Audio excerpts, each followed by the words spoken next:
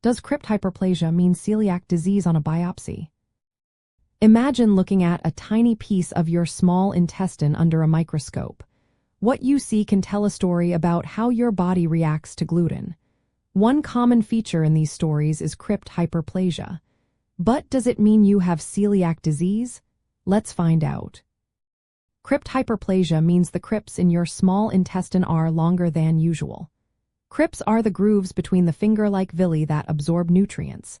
When these grooves stretch out, it often signals some kind of damage or inflammation. In celiac disease, the immune system reacts to gluten and causes changes in the small intestine. One of these changes is crypt hyperplasia. But here is the key point. Crypt hyperplasia is not exclusive to celiac disease.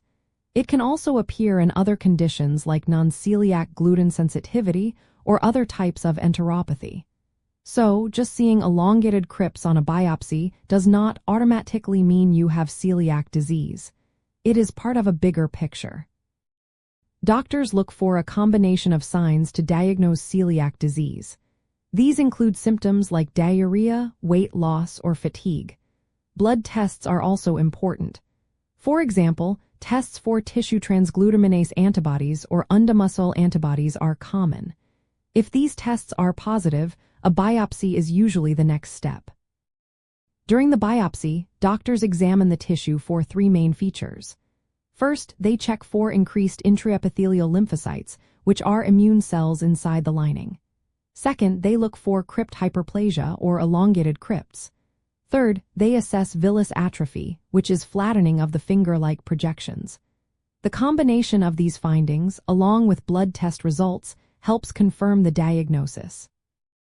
If your biopsy shows crypt hyperplasia along with other signs of celiac disease, the next step is to start a strict gluten-free diet. This diet helps heal the small intestine and relieving symptoms. However, if symptoms do not improve, further testing might be needed to rule out other causes. In summary, crypt hyperplasia is a common feature in celiac disease but does not mean you definitely have it. It is one piece of the puzzle.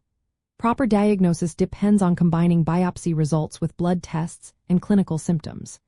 If you are diagnosed with celiac disease, sticking to a gluten-free diet is the best way to manage it. Remember, always consult with your healthcare provider for accurate interpretation of biopsy results and personalized advice.